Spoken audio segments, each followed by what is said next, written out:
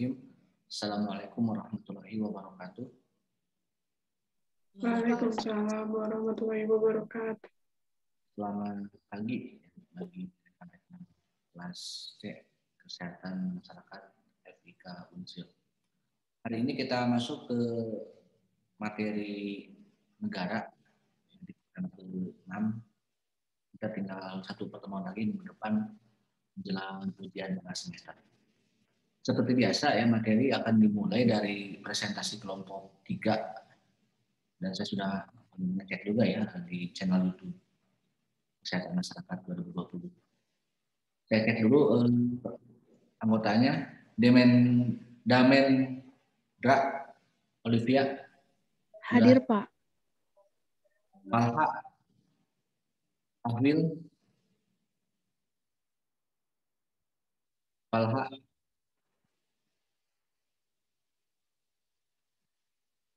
terus Palha belum ya. Sinta Amelia Hadir, Pak. Ebi Tri Jayanti. Hadir, Pak.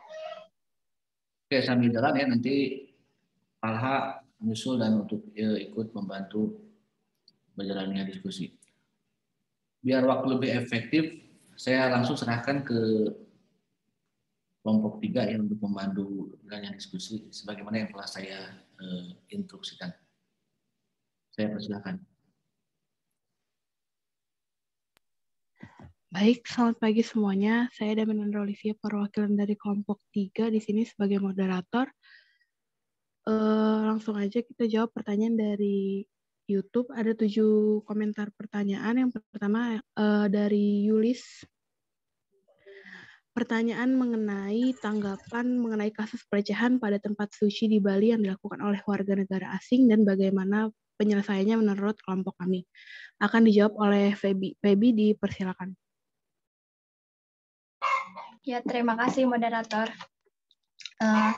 Saya akan menjawab pertanyaan dari Yulis mengenai kasus pelecehan yang ada di Bali.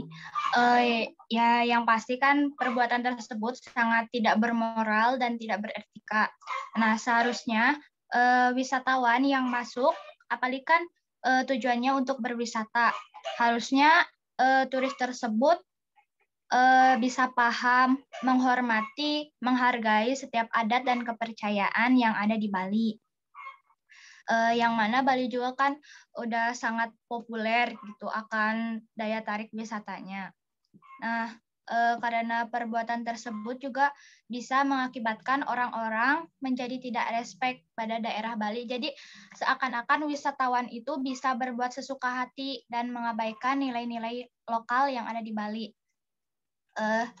Untuk kedepannya perlu adanya filter yang ketat bagi turis yang masuk serta diberikan peraturan-peraturan dan di setiap tempat wisata juga harus dijaga dan diperbanyak rambu-rambu larangan dalam berbagai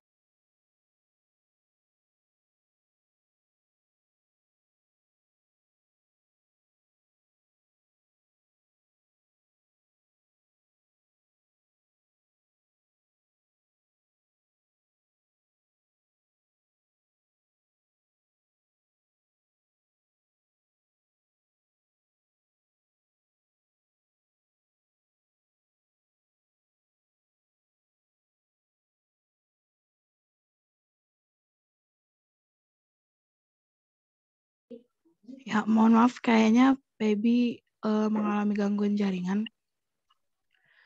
Iya, mohon maaf. Dilanjut ya. Lalu untuk turisnya itu tidak diperkenankan masuk ke tempat suci kecuali untuk sembahyang. Nah, jadi cukup di pinggir-pinggir aja gitu. Terus tour guide-nya juga harus yang bersertifikasi. Nah, kita ambil contoh kasus 2 warga negara Ceko yang berkunjung ke objek wisata Monkey Forest dan lebih lanjut masuk ke Pura Beji Padang Tegal yang masih terdapat dalam satu kawasan.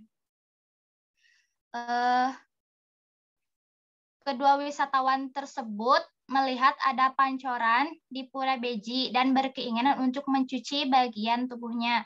Adapun pada Pura Beji juga sudah terdapat larangan, dilarang mencuci kaki. Nah, namun wisatawan ini menganggap larangan tersebut hanya untuk bagian kaki saja dan berlanjut mencuci bagian bokong. Kejadian tersebut diabadikan oleh pelaku dan diupload ke media sosial mereka. Nah, 3 hari selanjutnya itu prajuru desa tuh mengetahui kejadian tersebut dan langsung berusaha mencari pelakunya.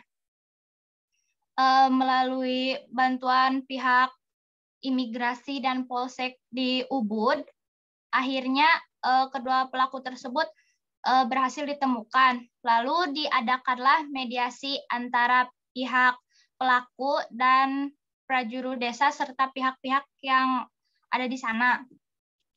Adapun hasil dari mediasi tersebut, pelaku itu dilarang untuk kembali ke negara asalnya sampai upacara guru piduka dilaksanakan dan para pelaku tersebut harus hadir pada upacara tersebut. Selanjutnya setelah kejadian tersebut, jalan masuk ke Petirtaan Pura Beji ditutup untuk umum dan hanya diperkenankan untuk warga desa Padang Tegal yang memang memiliki kepentingan ke Pura Beji tersebut. Jadi keketatannya ditingkatkan. Dari kasus ini tidak ada sanksi pidana yang diberikan kepada tersangka. Tersangka hanya diberikan sanksi adat, yaitu tidak diperkenankan untuk meninggalkan Pulau Bali serta menghadiri upacara guru piduka yang diselenggarakan langsung oleh prajuru desa Padang Tegal. Jadi penyelesaiannya itu menggunakan mediasi. Seperti itu. Terima kasih. Ya, terima kasih Baby. Izin menambahkan lagi bagaimana penyelesaiannya. Sebenarnya kalau untuk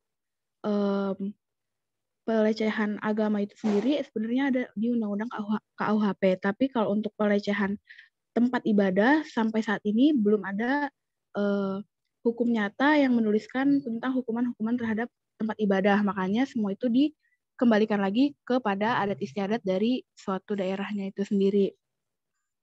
Ada yang ingin berkomentar atau menambahkan? Dipersilakan.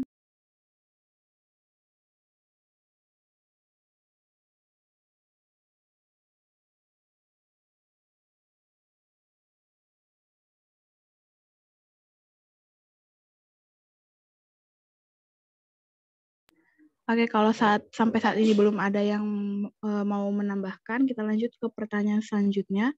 Pertanyaan dari Gina Nur Aulia yang bertanya, bagaimana jika otonomi daerah itu tidak berjalan atau terkendali dengan baik? Apa penyebabnya dan bagaimana cara mengantisipasinya? Akan dijawab oleh Sinta Amelia. Dipersilakan Sinta. Baik, terima kasih moderator. Saya akan menjawab pertanyaan dari Gina. Bagaimana jika tidak berjalan dengan baik, pertumbuhan di daerahnya akan terhambat, jadi akan selalu ada intervensi dan pertumbuhan pusat. Salah satu faktor penyebabnya adalah kelemahan aspek regulasi yang terkait dengan penyelenggaraan pemerintahan daerah dan implementasi regulasinya. UU nomor 32 tahun 2004 telah berhasil menyelesaikan beberapa masalah dalam penyelenggaraan pemerintahan daerah. Namun dalam pelaksanaannya ketidakjelasan pengaturan dalam UU ini sering menimbulkan permasalahan baru yang dapat menjadi sumber konflik antar susun pemerintahan dan aparaturnya, yang pada akhirnya menyebabkan penyelenggaraan urusan pemerintahan daerah tidak dapat berjalan secara efektif dan efisien. Adapun cara mengantisipasinya, yang pertama adalah kepemimpinan kepala daerah dan DPRD, kedua kapasitas kepala daerah, dan ketiga partisipasi dan kontrol rakyat. Jika tidak kelompok besar ini sudah benar, akan berdampak terhadap peningkatan kapasitas. Daerah yang mempunyai kepemimpinan baik bisa memberikan kemudahan kepada rakyat dan membuat otonomi berjalan baik. Kementerian Dalam Negeri harus membuat instrumen penilaian yang terukur. Lalu standar minimal kerja Pemda harus dibuat dengan tegas sehingga akan mendorong Pemda bekerja sungguh-sungguh untuk memenuhi target. Terima kasih.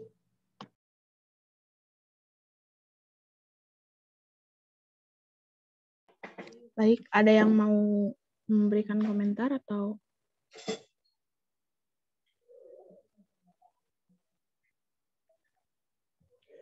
sanggahan atau pertanyaan selanjutnya?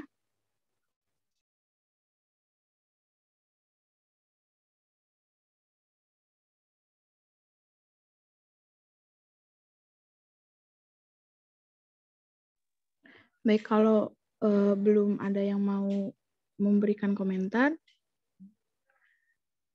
Gina, apakah sudah cukup jawabannya?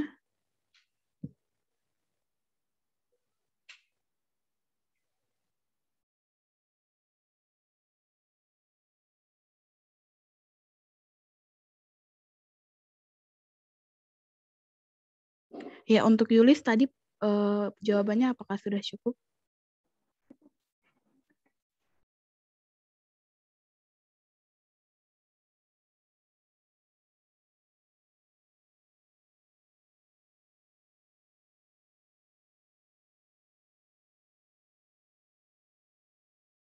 Baik, kalau gitu lanjut ke pertanyaan selanjutnya dari Adinda Yuliani yang bertanya mengenai bagaimana kelebihan dan kekurangan penerapan sistem pemerintahan presidensial di Indonesia.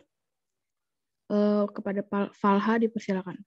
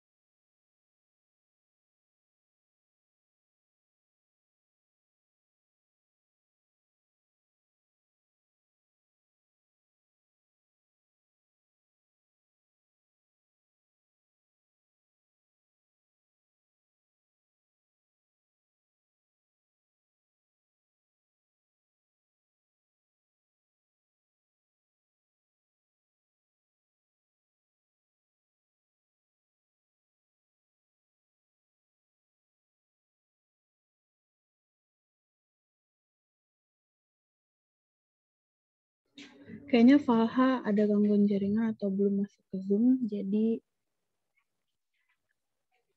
Falha ada nggak?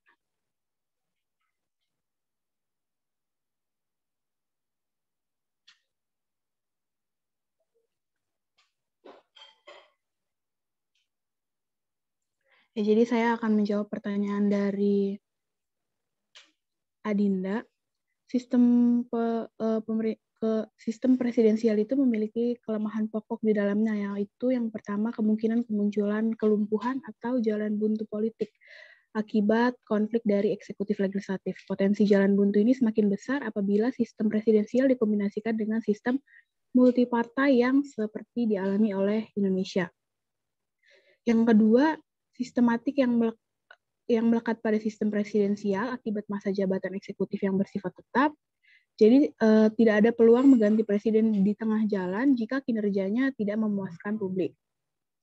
Yang ketiga, prinsip pemegang mengambil semua yang inherent di dalam sistem presidensial yang dikombinasikan dengan sistem multipartai yang umumnya menggunakan sistem 2 putaran pemilihan presiden sehingga memberikan peluang bagi presiden untuk mengklaim pilihan-pilihan kebijakannya atas nama rakyat dibandingkan dengan lembaga parlemen yang didominasi kepentingan partisipan atau partai-partai politik.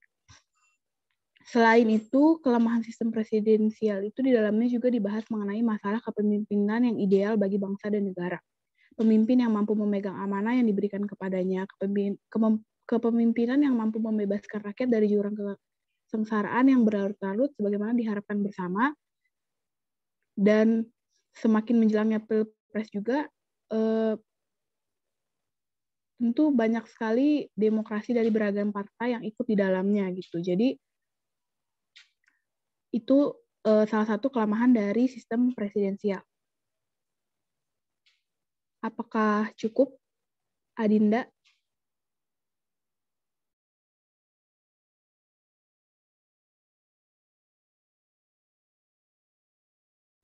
Atau ada yang mau memberikan komentar lain? Dipersilakan.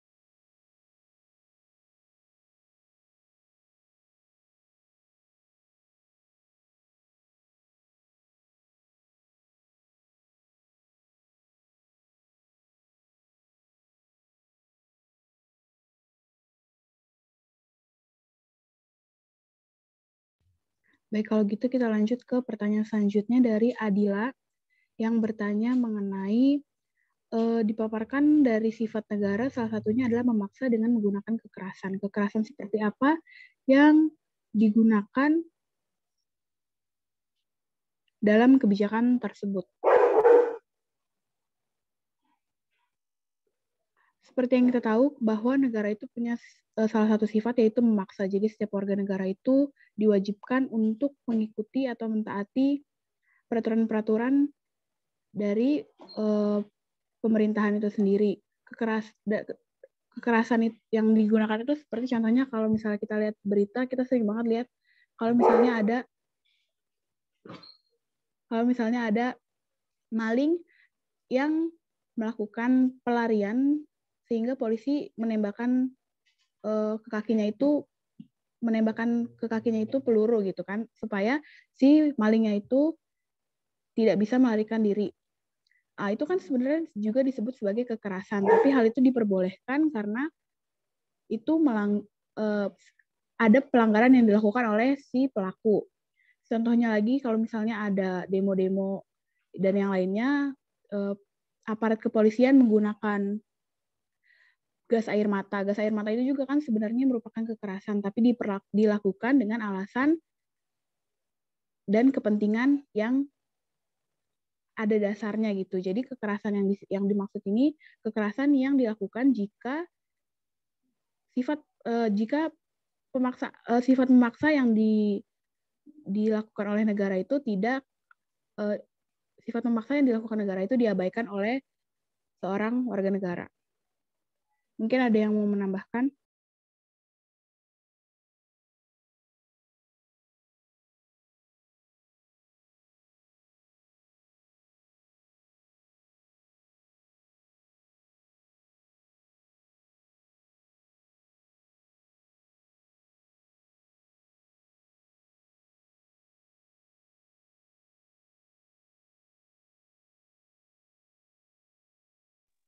Adila, apakah sudah cukup jawabannya?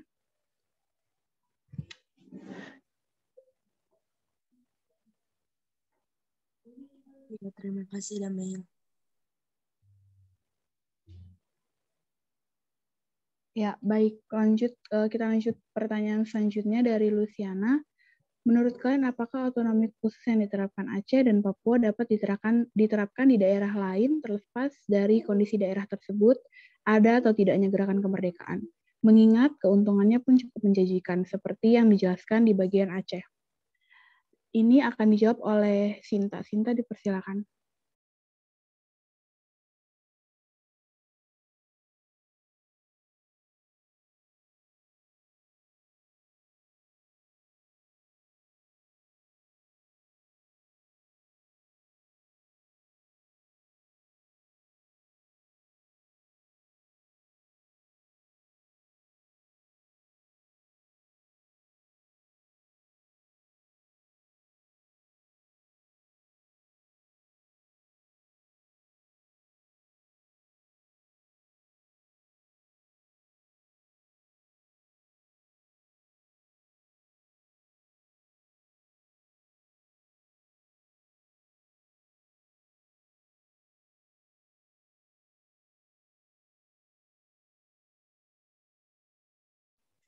Maaf, pertanyaannya akan dijawab oleh Pebi. Pebi dipersilakan.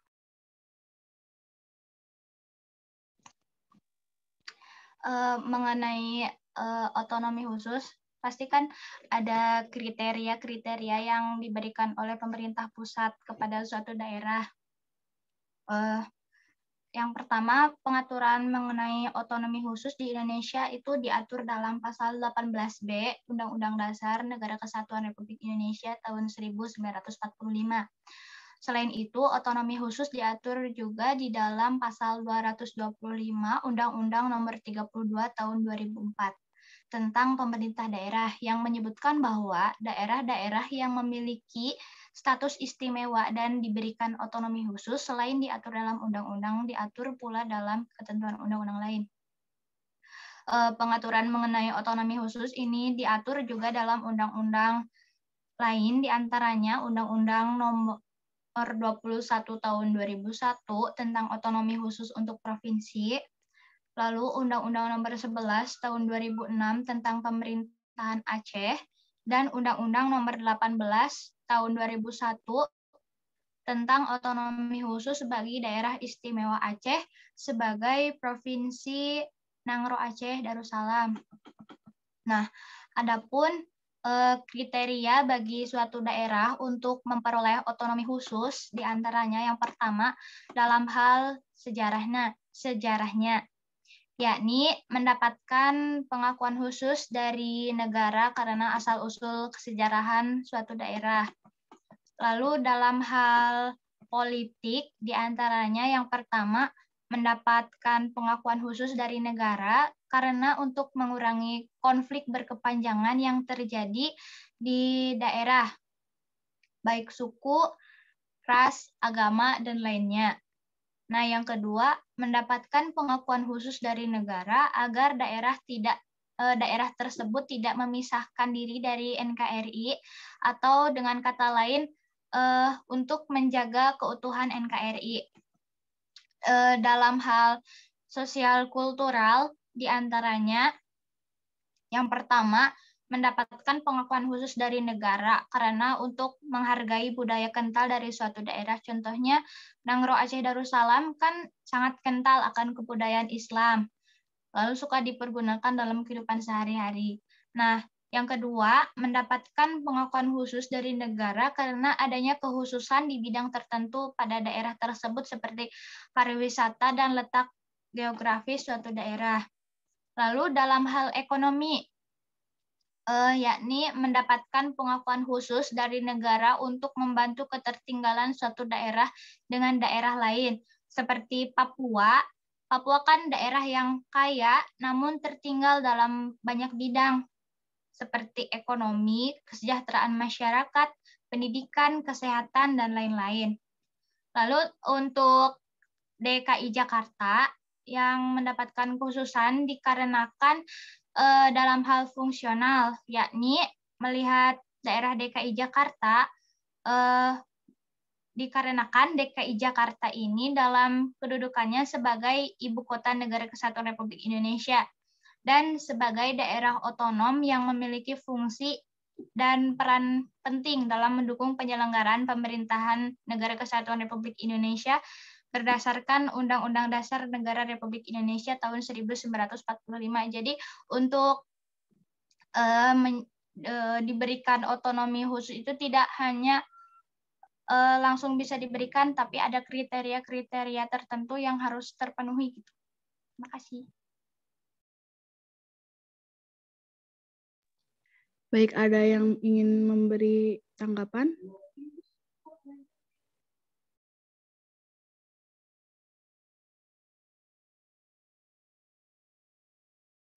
Luciana, apakah sudah cukup jawabannya?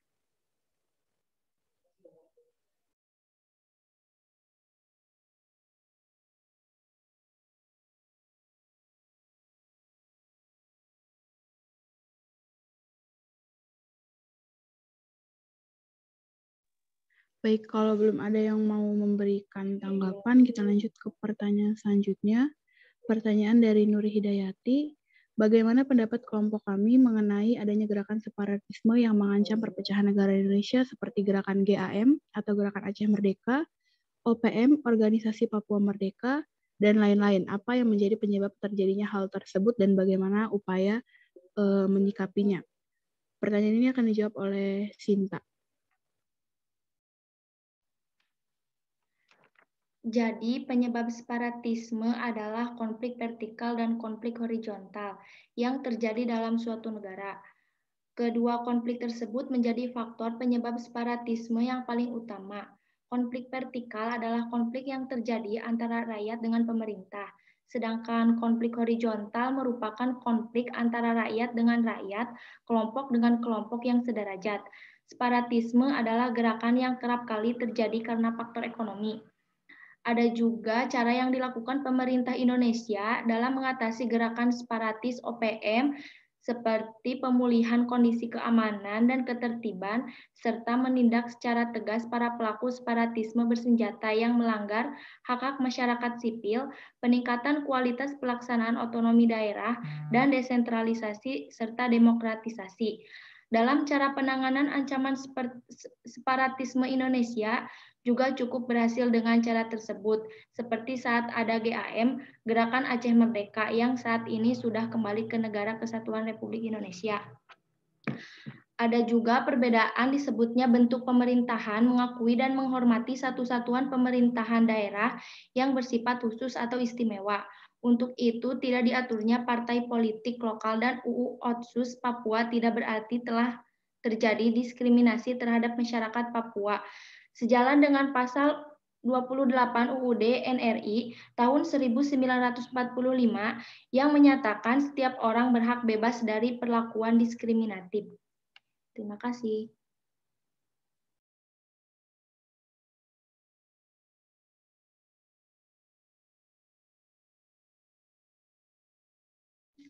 Baik, apakah ada yang ingin memberikan tanggapan?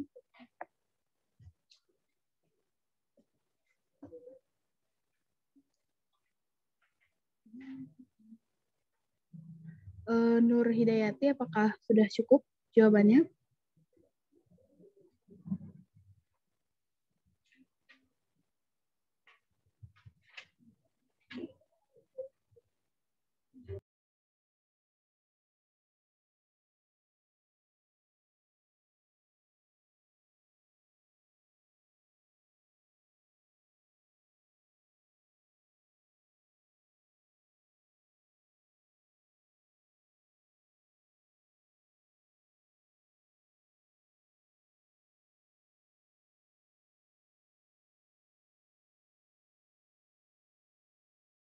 Baik, kalau belum ada yang ingin memberikan tanggapan, kita lanjut ke pertanyaan Dena.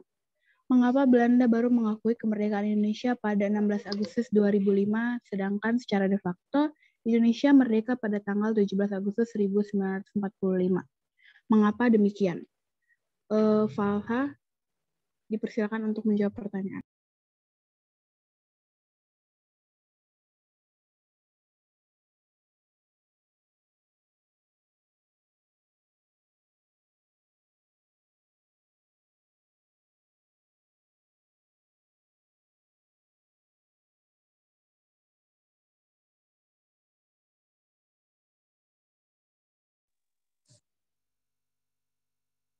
Izin menjawab.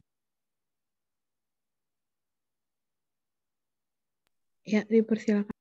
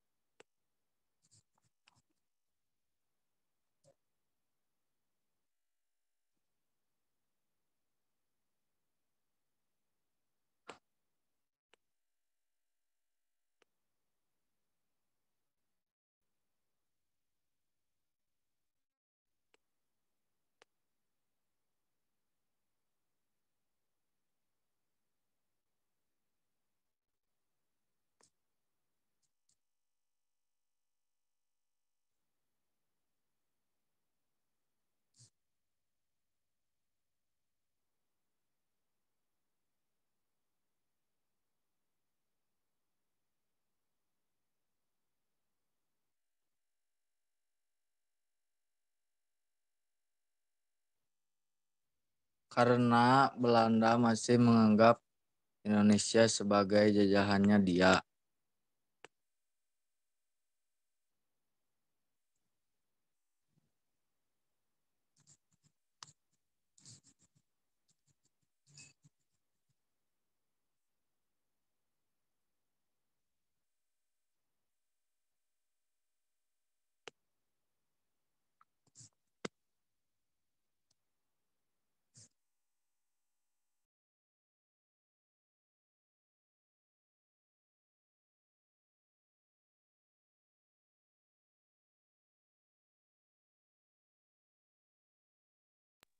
Ya baik, izin menambahkan mengapa Belanda baru mengakui kemerdekaan Indonesia pada 16 Agustus 2005 karena tadi disebutkan oleh Falha bahwa Belanda masih menganggap Indonesia itu adalah jajahan dia.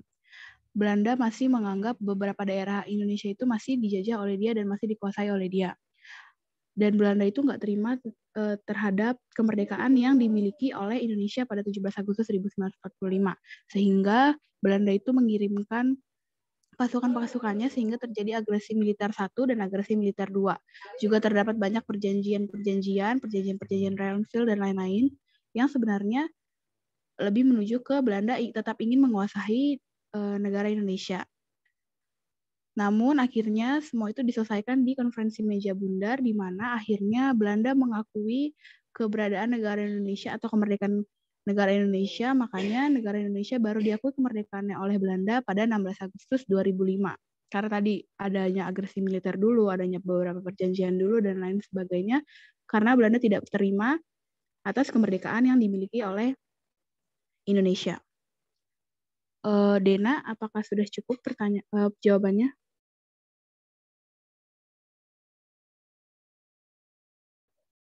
Baik, sudah. Makasih. Baik, apakah ada yang ingin memberikan komentar atau tambahan? Dipersilakan.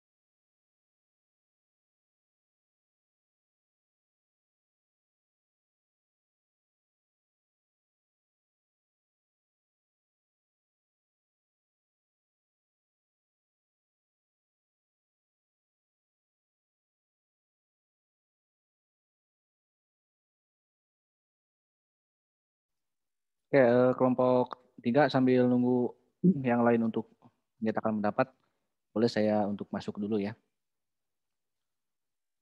Oke, sebelum saya menanggapi juga beberapa pertanyaan yang diajukan ke kelompok 3, saya belum menemukan ya pertanyaan yang saya cek yang ke channel saya ataupun ke konten saya, tapi yang berkaitan dengan negara. Barangkali di kelas ini ada nggak yang belum saya kebaca? Karena yang saya baca di kelas C ini mayoritas bertanya mengenai hak dan kewajiban warga negara ya, atau untuk materi minggu depan. Coba siapa di antara kelas ini yang bertanya di channel YouTube saya, tapi yang khusus mengenai masalah negara?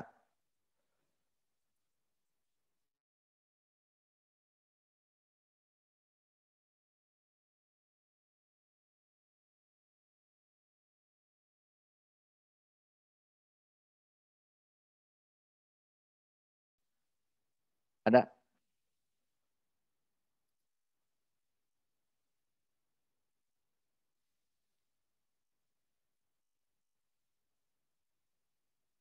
Ini kebanyakan tentang kewarganegaraan, tentang warga negara ya. Tapi saya ingin dulu meneruskan ya pembahasan hari ini ke dalam masalah hakikat tentang negara.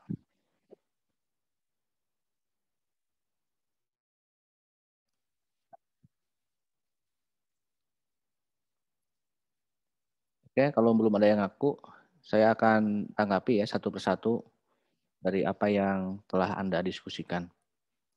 Oke, mengenai tadi ya, ini juga sebenarnya berkaitan dengan kewarganegaraan ya, ataupun masalah warga negara tentang status setiap orang, tadi orang asing ya, yang kasus di Bali itu. Pada prinsipnya begini, setiap orang asing gitu ya, yang tinggal di dalam sebuah negara orang lain berarti, itu akan terikat oleh hukum negara tersebut. Secara hukum ya. Dalam status tinggal itu kan dalam negara itu kan ada penduduk kan ya, ada bukan penduduk. Ada warga negara Indonesia, ada warga negara asing dan sebagainya. Itu kan tergantung dia lama atau tidak lama menetap dalam sebuah negara. Tapi apapun itu yang jelas prinsipnya sekali lagi akan terikat oleh satu hukum dalam negara tersebut. Jadi apapun yang menjadi perilaku seseorang tersebut akan terkena kasus hukum ya. Kalau memang dia melanggar hukum berarti itu akan jelas sanksinya gitu. Hukum negara yang bersangkutan. Kemudian juga selain hukum nasional di Indonesia karena sangat multi budaya juga itu ada yang disebut dengan tadi ya hukum adat. Itu kan bukan hanya berlaku untuk jangankan untuk orang asing maksudnya ya. Untuk orang Indonesia saja, kita misalnya tinggal di Bali atau orang Sunda, orang Jawa, orang Batak ke Bali. Berarti di sana ada adat Bali gitu kan. Yang otomatis juga harus ya, menyesuaikan ya kebiasaan-kebiasaan di Bali dalam beberapa hal.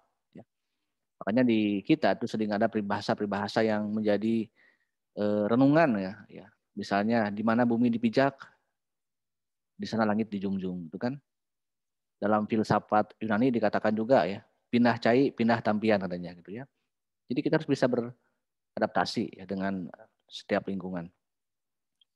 Oke itu ya, jadi kita harus paham bahwa dalam negara, termasuk bangsa kita pun misalnya, kan banyak ya kejadian ketika TKI kita banyak yang dihukum ya, bahkan sampai hukum pancung di Malaysia misalnya atau di Arab Saudi itu juga mereka ya terikat oleh hukum nasional negara yang bersangkutan gitu. Di kita juga banyak ya para warga asing yang terkena hukuman-hukuman berat.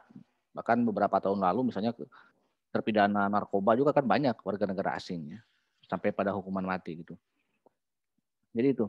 Jadi negara itu memiliki kedaulatan ya, di mana tapi yang tinggal dalam sebuah negara itu kan tidak hanya warga negara aslinya aja, ada juga ya warga negara asing baik yang menetap maupun yang tidak tetap. Oke itu ya mengenai kasus itu. Kemudian tentang negara Indonesia ya. Tentang Negara Kesatuan Republik Indonesia.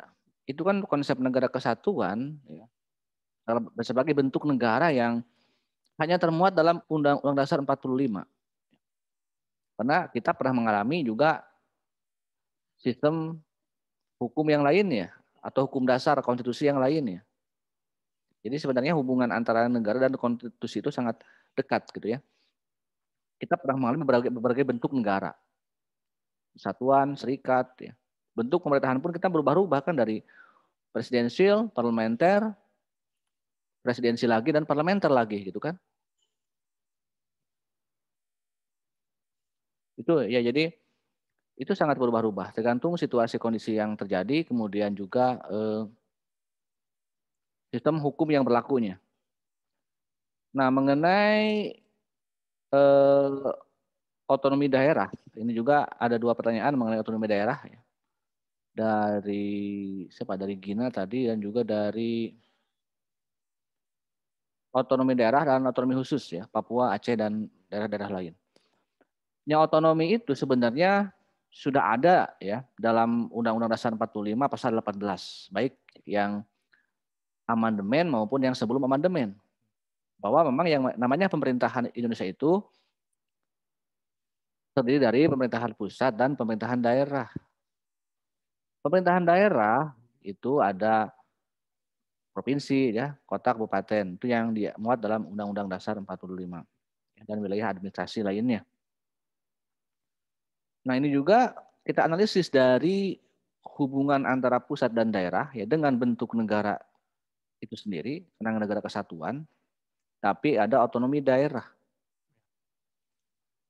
Dengan dua sistem juga dalam otonomi daerah itu kan, dalam Pemda itu ada sentralisasi, ada desentralisasi.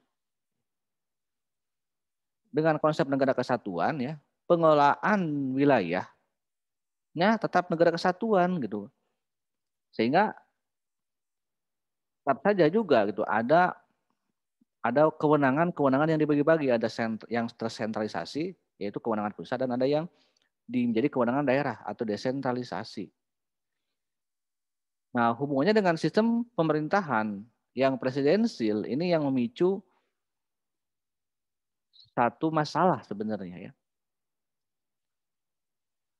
Yang dialami terutama pada masa era Orde Lama dan Orde Baru. Karena kan presidensil murni itu dialami oleh dua pemerintahan yang cukup panjang, yaitu era Soekarno di era Orde Lama dan era Pak Harto di Orde Baru. Karena terlalu sentral kekuasaan di pusat. Apakah itu salah? Secara konsep tidak salah sebenarnya gitu ya. Nah, kita menganut negara kesatuan dengan sistem pemerintahan yang presidensil.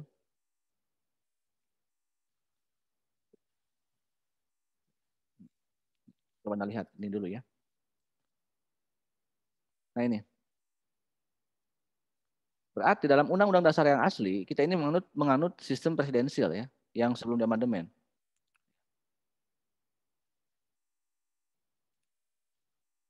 Dan pusat itu sangat sentralistik gitu kan.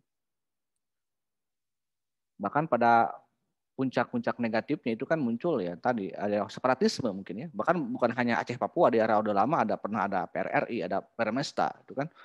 Dan beberapa kejadian sebenarnya itu dari sistem kekuasaan yang sentralistik gitu ya. Jadi tidak seimbang gitu antara kewenangan pusat dan kewenangan daerah. Terutama dalam hal pemetaan pembangunan dan ekonomi. Yang akhirnya lari kan ke kepentingan politik gitu kan dengan lahirnya separatisme. Kemudian di era Orde Reformasi ya muncul wacana ya.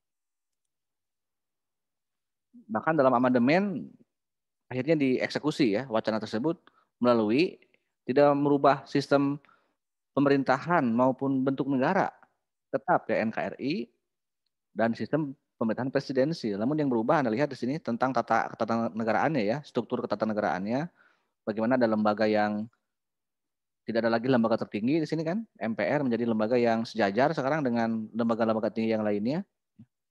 Dan Undang-Undang 45 menjadi sumber hukum tertingginya di sini tetap ya. Namun yang membedakan di era otonomi daerah ya, di era amandemen ini adalah adanya otonomi daerah yang seluas-luasnya. Bahkan dikenal juga dengan otonomi khusus di Aceh dan Papua, DKI dan DIY. Sebenarnya untuk meluruskan ya sejarah konsep kekuasaan yang sentralistik di era Orde Baru. Sehingga saat ini daerah, oke lah, silakan kamu urus daerahnya sendiri-sendiri. Biar tidak ada lagi saling ketergantungan. Atau maaf, biar tidak ada lagi anggapan bahwa pusat itu terlalu mendominasi. Akhirnya muncullah otonomi daerah yang seluas-luasnya, itu betul ya. Sampai dalam konsep sistem pemerintahan daerah itu hanya ada 6 urusan yang diurus oleh pusat ya. Keamanan, pertahanan, keuangan, agama, politik luar negeri. Hanya 6 urusan, yang lainnya milik daerah. Banyak hal, pendidikan, kesehatan itu milik daerah. Bahkan dalam wujud yang lain juga bukan hanya urusan ekonomi ya, urusan politik pun biar daerah bisa menentukan kepala daerahnya, maka silakan lu pilih secara langsung kepala daerah. Sehingga muncullah pemilihan gubernur dan wakilnya, wali kota dan bupati serta wakilnya. Jadi banyak hal yang berubah ya dalam amandemen, apalagi muncul tadi undang-undang 32 tahun 2004 ya tentang otonomi daerah yang sudah beberapa kali direvisi sebenarnya ya. Saya juga lupa, entah tahun 2008 ada revisi lagi. Di era Pak SBY di K2 dan Pak Jokowi juga ada beberapa revisi-revisi mengenai undang-undang otonomi daerah. Itu ya, jadi sebenarnya ini sesuatu yang direncanakan ya oleh reformasi ya tentang adanya otonomi daerah itu. Nah, kemudian ya sebenarnya juga gitu ya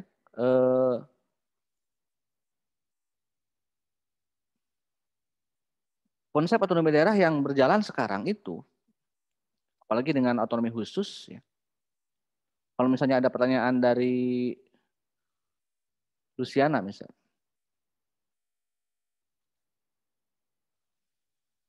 Apakah mungkin diterapkan di daerah lain ya? Tadi kalau salah tadi ada pernyataan seperti itu, ya, entah dari siapa. Kita kan hanya beberapa daerah yang memiliki otonomi yang khusus, gitu kan? Yang kadang-kadang sistem hukum pun bisa punya hukum tersendiri. Ya. Kalau begitu, apa bedanya dengan negara serikat, dengan negara federasi, ya, dengan negara-negara bagian? Dari sisi sistem bentuk negara dan bentuk pemerintahan atau sistem pemerintahan, dengan adanya otonomi daerah, ya, luas-luasnya ini sudah persis negara federasi kita itu.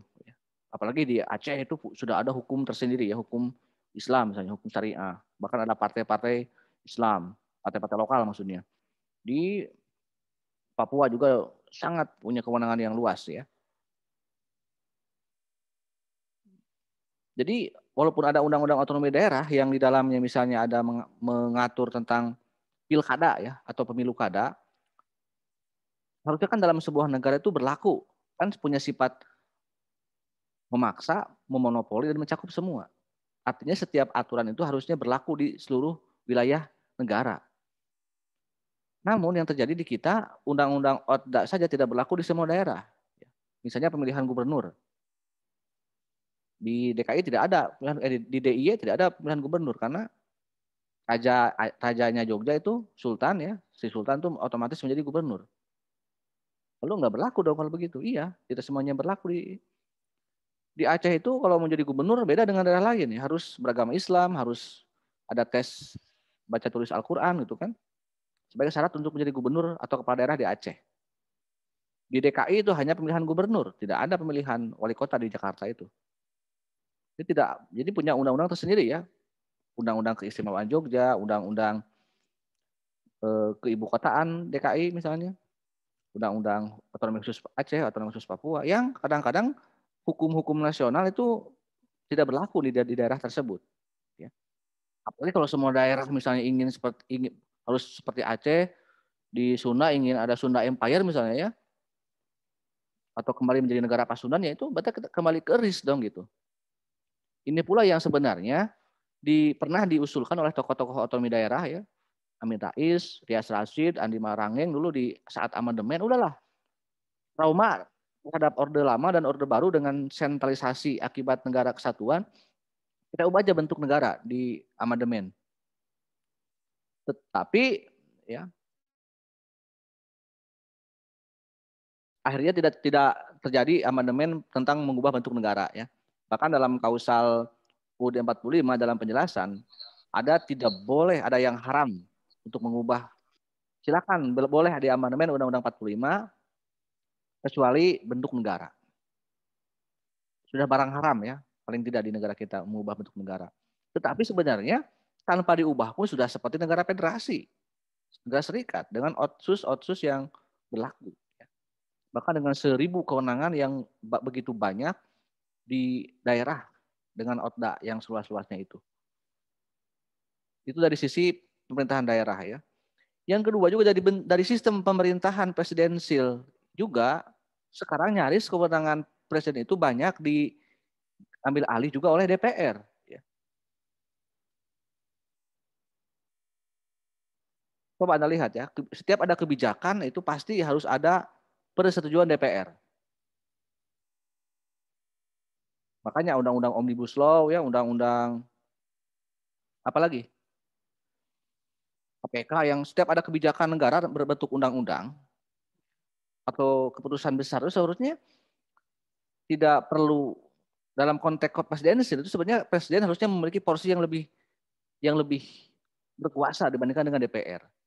Tetapi di kita sebaliknya gitu kan. DPR kadang-kadang punya panggung tersendiri. Yang dalam sistem presidensial tidak dikenal ya, cara seperti itu. Apalagi tadi juga bagus ya ada sistem multi partai yang disimak. Oke, saya mohon izin dulu sebentar ya.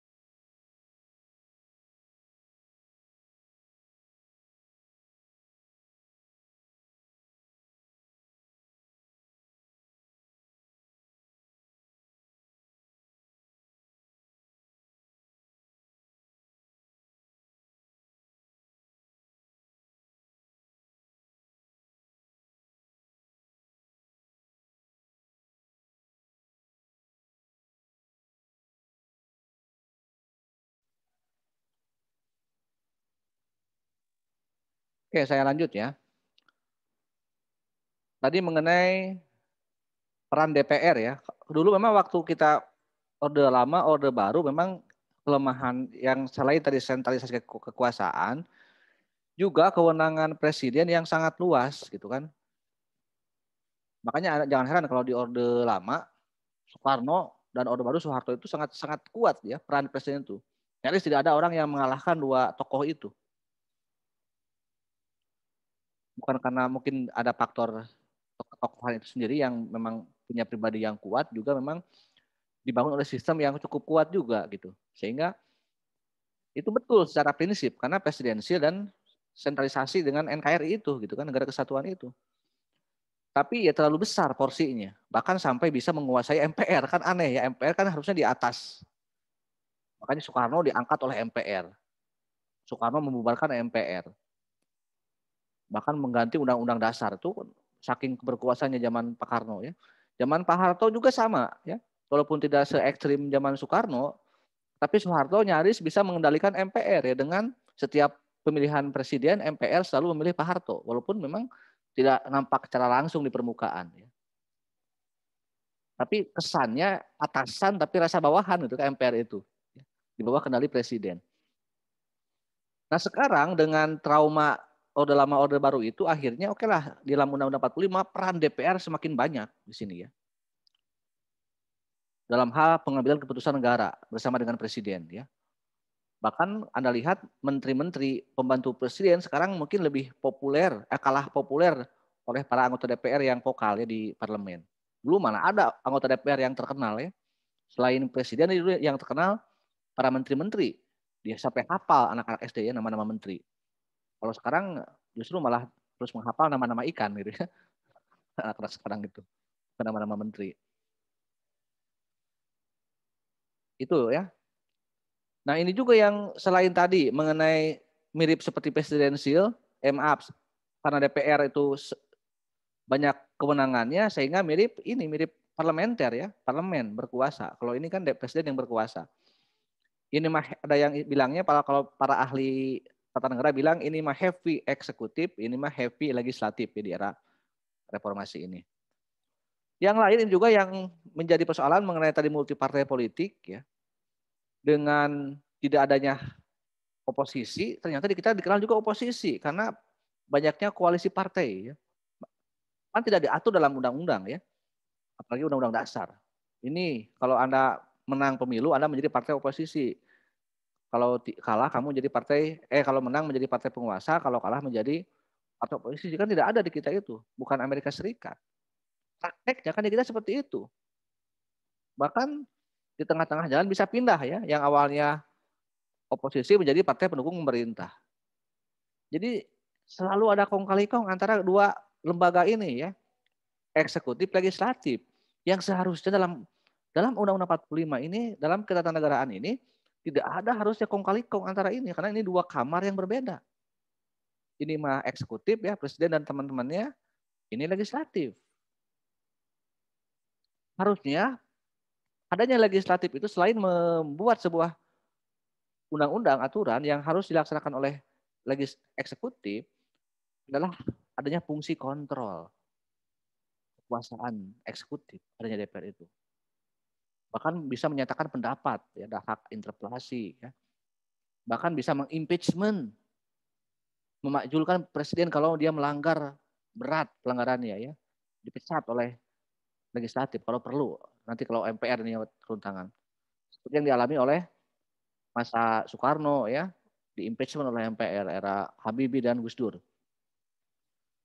Nah begini contohnya teman-teman, kalau seandainya kita ini mau menjalankan Undang-Undang 45, katakanlah di sini kan semuanya dipilih langsung oleh rakyat ya. Lewat pemilu yang diikuti oleh partai politik. Jadi baik itu presiden dan DPR itu semuanya adalah orang yang terlibat aktif dalam partai politik. Para politisi ya. Sekarang yang menang adalah Presiden Jokowi dari partai PDI Perjuangan ditambah partai koalisinya. Termasuk anggota DPR pun yang paling banyak adalah dari PDI karena partai pemenang ya. Di legislatifnya didukung juga dengan partai-partai koalisi yang katanya mendukung ini di Pilpres itu kan. Gabungan partai politik ya kalau untuk presiden. Oke, itu tidak soal ya. Mereka mau bergabung mendukung presiden atau mau memilih lewat jalur politik karena itu adalah upaya yang sah dalam demokrasi di negara kita, adalah partai politik ya. Sarana kendaraan politik pentingnya. Tetapi proses politik itu harusnya selesai di saat pemilu berakhir ya. Terpilihlah DPR, terpilihlah presiden dan wakil presiden ya. Mereka punya dua pusing berbeda, walaupun punya background partai politik.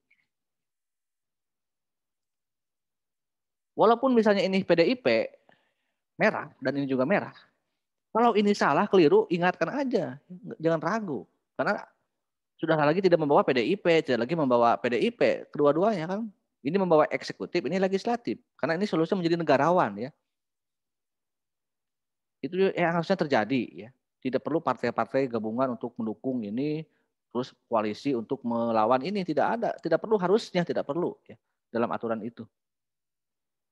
Tapi kan prakteknya akhirnya menjadi kong kali kong antara dua lembaga ini untuk meloloskan kebijakan Omnibus Law ini ya bersepakat. Harus banyak nih anggota DPR yang mendukung pemerintah biar kalau ada kebijakan yang penting yang sangat menguntungkan penguasa mudah untuk disetujui walaupun merugikan rakyat. Itu ya salah satu kekeliruan ya. Bukan keliruan sih sebenarnya, nggak sesuai aja gitu dengan seharusnya gitu. Karena memang nggak bisa dibuktikan secara hukum juga gitu, kalau itu pelanggaran ya. Tapi tidak ideal sebagai bentuk negara kesatuan sistem pemerintahan presidensil dengan praktek politik Seperti itu dalam ketatanegaraan ya. Jadi kayak gabungan aja ya. Kadang-kadang meniru orang-orang parlementer di Inggris menjadi Malaysia. Kadang-kadang juga meniru gaya oposisi di Amerika Serikat kan. Bahkan di Amerika Serikat tidak multi partai, hanya 2 partai. Di kita sudah soal ada oposisi, ada partai pemenang gitu. Jadi ya itu mungkin mengindikasikan bahwa memang kita ini belum punya jati diri ya dari sistem politik. Semuanya di campuran aja gitu kan. Yang kira-kira bisa menguntungkan kita ambil, yang merugikan kita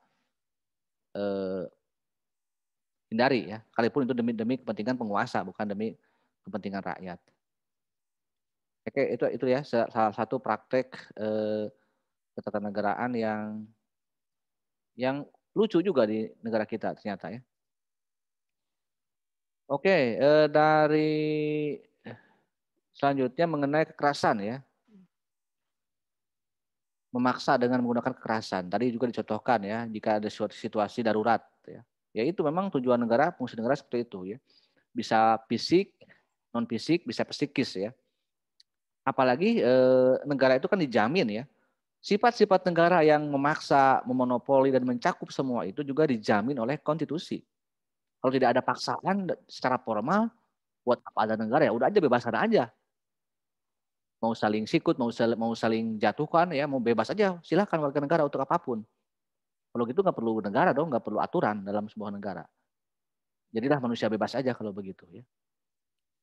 Kan nggak begitu juga, akhirlah konstitusi dalam sebuah negara yang mengatur bagaimana kode etik, rule game ya bagi penyelenggara negara, bagi rakyat, bagaimana hubungannya.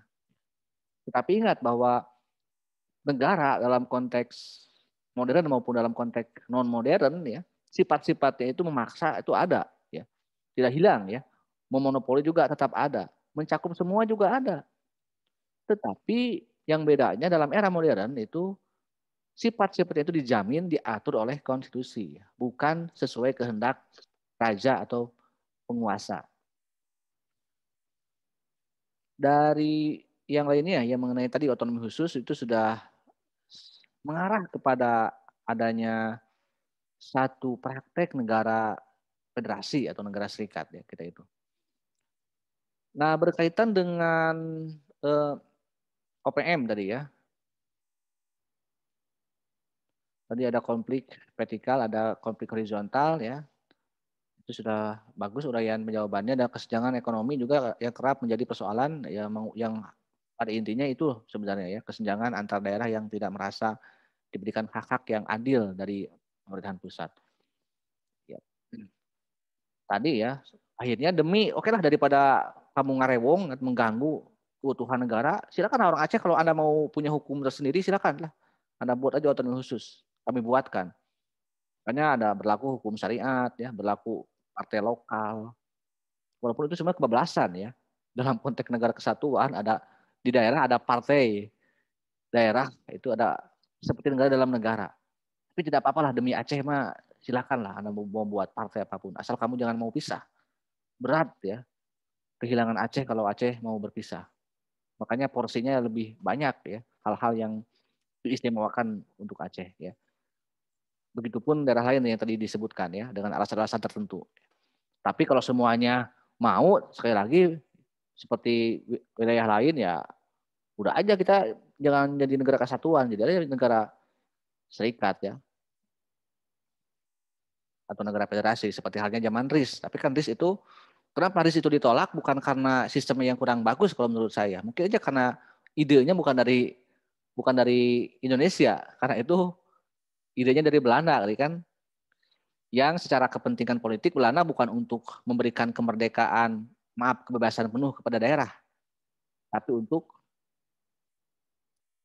memecah belah Indonesia sebenarnya kan itu supaya tidak bersatu Indonesia ya dalam NKRI. Nah sekarang yang muncul sebenarnya dari otonomi daerah ya adalah kemandirian ya yang tidak merata karena akibat kepentingan daerah ya ingin berpisah, ingin membuat daerah baru karena untuk kepentingan politik gitu kan. Bukan kemandirian semata-mata. Karena tidak semua daerah itu mampu sebenarnya untuk hidup mandiri. kebanyakan daerah di kita itu masih tergantung pada APBN ya. Karena PAD-nya tidak cukup untuk menghidupi daerahnya. Misalnya begini, kalau contoh kasus ya. Di kita itu sebenarnya rata-rata kalau berbicara daerah kota atau kabupaten itu per kebutuhan per tahun yang disebut dengan APBD ya, anggaran pendapatan belanja daerah. Berarti kan itu untuk rumah tangga 1 tahun itu 1 triliun kurang lebih ya. Tidak semua daerah sama sebenarnya, tergantung kebutuhan dan jumlah penduduk dan jumlah pejabat yang ada di daerahnya, juga luas daerahnya. Tetapi PAD-nya, pendapatannya itu masih jauh di atas, jauh di bawah APBD. Kebutuhannya 1 triliun, tapi rata-rata daerah hanya bisa menghasilkan 200 miliar, 300 miliar, atau setengahnya ya, paling bagus. Lalu dari mana mereka punya untuk menutupi APBD ya? Mereka kalau kota, kabupaten berarti nunggu nanti masukan APBD dari provinsi atau APBN dari pusat. Sehingga kalau Anda punya orang tua di daerah misalnya, pegawai daerah ya, guru ataupun pegawai pemerintahan daerah, belum cair tunjangan misalnya. Itu karena memang daerahnya belum siap ya. Harus menunggu dulu pencairan dari limpahan anggaran dari provinsi maupun dari pusat. Apakah ada yang berhasil daerah yang bisa surplus? Banyak, ada sih sebenarnya, kan tidak banyak gitu kan ya. Misalnya Kutai itu dulu punya PAD sampai 15 triliun coba. Padahal APBD-nya hanya 1 triliun, berarti 14 triliun surplus, berarti untung ya, ataupun bisa untuk tabungan lah, atau bisa untuk membantu daerah lain, bisa untuk membantu pusat, bisa menyumbang APBN, atau bisa menjadi cadangan ya daerah tersebut, atau untuk anggaran pendidikan, kesehatan bisa ditingkatkan. Ya. Makanya kalau orang-orang daerah kuliah di Jakarta, kuliah di Bandung misalnya, itu sampai dijamin oleh Pemda-nya ya, diberikan uang saku, diberikan rumah, tempat tinggal ya untuk orang-orang daerahnya, akan dibiayai ya. Mungkin juga untuk sekolah ke luar negeri. Karena saking banyaknya anggaran yang melimpah di daerah tersebut. Tapi kan tidak semua seperti itu. Banyak yang masih tergantung pada pusat maupun daerah provinsinya ya. Itu ya teman-teman semua mengenai masalah-masalah yang muncul di selain tadi masalah sistem yang kadang-kadang tidak sejalan dengan konsep negara dan sistem pemerintahan. Juga masalah-masalah yang dialami adalah tadi masalah ekonomi daerah ya, masalah internal yang kerap jadi persoalan. Bukan semata-mata kesalahan pusat yang tidak adil. Ya. Karena dengan otonomi daerah sebenarnya bukan pusat yang tidak adil juga kadang-kadang gitu ya. Ada juga memang kenapa lu tidak bisa mandiri? Kalau lu misalnya daerah lu tidak punya sumber daya alam yang subur, kenapa nggak membuat masyarakat industri misalnya, home industry? Apa ya? Harusnya ya berpikir ya. Jadi semangat kepala daerah kalau mau menjadi kepala daerah itu bukan hanya berpikir supaya saya dapat kekuasaan menjadi kepala daerah, menjadi bupati, gubernur, wali kota, tapi bagaimana bisa membangun daerah, bisa mandiri ya, bisa punya penghasilan daerah itu. Ya. Kan tidak banyak orang yang berpikir ke sana ya para pejabat itu. Yang penting gue mah menang aja jadi bupati, jadi wali kota. Itu aja kan pikirannya. Oke, yang pertanyaan yang terakhir tadi yang cukup menarik juga mengenai Belanda ya, yang baru mengakui Indonesia secara de facto. Kalau dari tipe mantan ya, masih ingat mengenai Belanda itu adalah tipe mantan yang ngeyel ya, yang tidak mau menerima kenyataan.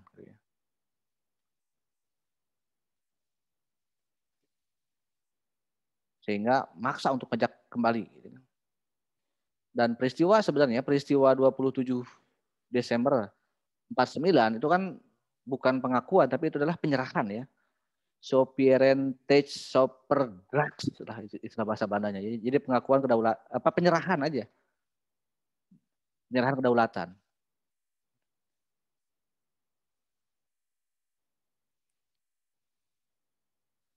Tapi belum mengakui gitu kan. Jadi kayak ama kepegung loh dalam bahasa Sunda itu ya. Kamu saya serahkan, silakanlah terserah kamu, tapi saya tidak akan mengakui kamu gitu kan. Dan jangan harap untuk diakui sebenarnya. Ya. Itu waktu ya. butuh waktu untuk diakui itu. Apalagi ya tadi punya pengalaman yang mungkin memori yang cukup panjang. Coba usia kita apapun ya namanya, apakah dijajah atau tidak ya, yang jelas 3,5 abad coba ya, kurang lebih bangsa asing terutama Belanda yang mendiami Nusantara. Sementara kita baru merdeka 70 tahun lebih ya, 74, 76 tahun. Jadi masih lama usia mereka mendiami bumi pertiwi daripada usia kita merdeka. Jadi itu hal yang perlu dipahami. Nah ini juga yang menjadi pemahaman kita, ternyata memang negara itu kan tidak semua saling mengakui ya satu sama lain. Dan jangan berharap juga untuk diakui ya. Secara de facto oke gitu kan, itu negara. Tapi kan tidak semua negara ingin mau bekerja sama dengan negara lain ya. Secara negaranya ada misalnya ya. Seperti Israel itu ada, apakah ada negaranya? Ada. Apakah semua negara kerjasama dengan Israel? Tidak. Kita salah satu negara yang tidak bekerja sama dengan Israel. Tidak membuka hubungan diplomatik dengan alasan tertentu. Sebaliknya, Palestina juga sama. Apakah ada? Ada rakyatnya, ada presidennya, ada pemerintahannya kan, ada wilayahnya. Jadi kan urusan pengakuan dari lain itu bukan masalah kita juga gitu kan, bukan masalah ini juga gitu. Itu kan urusan mereka yang ingin mengakui dan ingin tidak mengakui gitu. Ya. Walaupun memang tadi ada upaya misalnya perjuangan bersama dalam mencapai kemerdekaan, membantu negara yang tertindas ya. Tapi untuk hal-hal lain misalnya kita kan tidak bisa mengintervensi Singapura, kenapa sih kamu kerjasama dengan Israel, dengan Palestina enggak gitu. Sebaliknya Indonesia, lu kenapa sih lu kerjasama dengan Palestina, hubungan diplomatiknya ada, tapi dengan Israel tidak. Ya, itu kan nggak bisa saling memaksakan gitu kan. Itu tergantung pilihan dari negara yang bersangkutan ya. Kita bisa memutuskan hubungan diplomatik dengan negara manapun, dengan Amerika, dengan Cina, kalau perlu ya, putuskan aja, buat apa kerjasama dengan mereka gitu kan. Ya, gitu. Bahkan kita pun dulu zaman Pak Karno pernah keluar dari PBB ya. Kita pernah mengucilkan dari dunia internasional. Itu kan pilihan gitu kan. Tapi kan imbasnya kenapa? Apakah kita tergabung ke dalam organisasi internasional atau kita melakukan kerjasama saling mengakui dengan suatu negara, itu lebih banyak manfaatnya, lebih banyak mudaratnya, itu kan negara itu yang bisa merasakan gitu kan.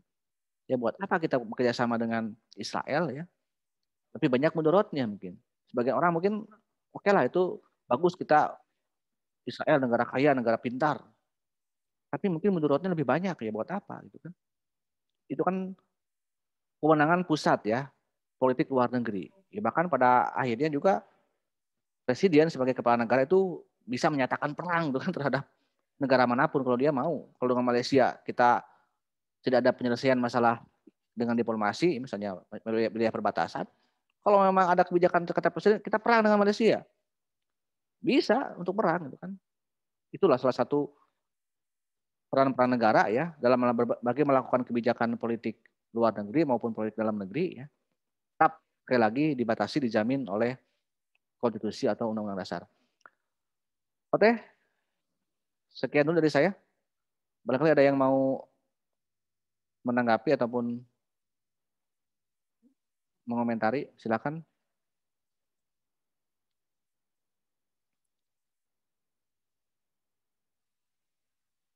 Sambil kelompok 3 untuk melakukan kesimpulan ya ataupun membahas kembali yang belum dibahas dan menutup diskusi perkuliahan.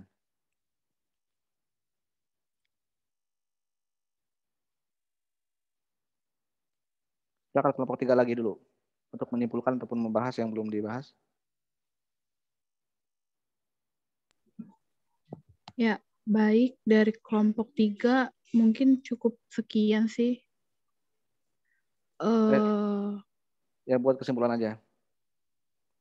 Ya kesimpulannya, kalau untuk dari negara, Indonesia itu ada, sistem pemerintahannya itu adalah presidensial, tapi tetap di dalam unsur presidensial itu sebenarnya kan nggak harus ada otonomi otonomi khusus, tapi untuk beberapa alasan Indonesia itu menggunakan otonomi khusus atau memodifikasi sedikit tentang sistem presidensialnya untuk alasan-alasan tertentu. Itu kesimpulan dari kelompok 3. Saya rasa sekian. Terima kasih.